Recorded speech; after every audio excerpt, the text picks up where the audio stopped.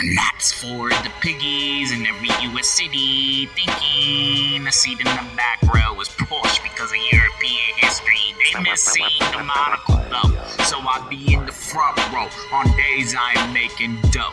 All alone, in the zone, on the phone, until the trailers go off the screen, along with all those production companies that never did a thing for me. J.J. Perry's Afterburn is a painfully generic action flick featuring all of the tropes from the genre. Audiences get a treasure hunter in a post-apocalyptic setting in a headhunt for the Mona Lisa on a cross-country trek through the EU.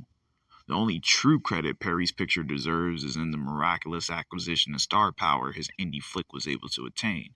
There isn't any film I could think of where Samuel L. Jackson will actually make an attempt to put on an accent, even though it sounds god-awful and strained here. Dave Bautista may have been typecast as a knight in shining armor, so much as that his name is generically Jake, as in Jack, Jock, Squire, Knight.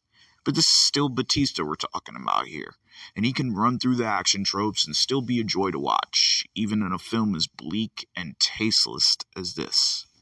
Afterburn is set in France's slums, after all.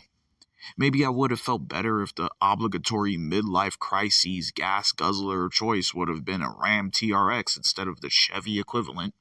At least a quarter of the film is a dedicated advertisement of the Silverado ZR2.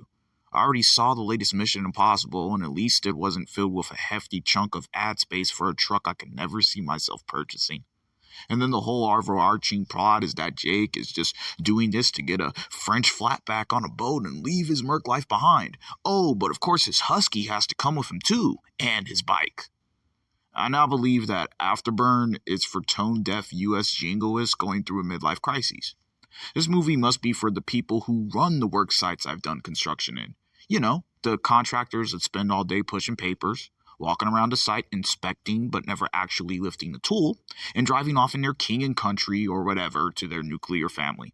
Because this movie certainly isn't for me, the working man who Perry is blatantly trying to pander to with Afterburn, but his film only succeeds in leaving a bad aftertaste in the memory of his target audience. Pop your popcorn. And that's for the piggies in every US city thinking a seat in the back row is Porsche because of European history. They miss seeing the monocle though, so I be in the front row on days I am making dough.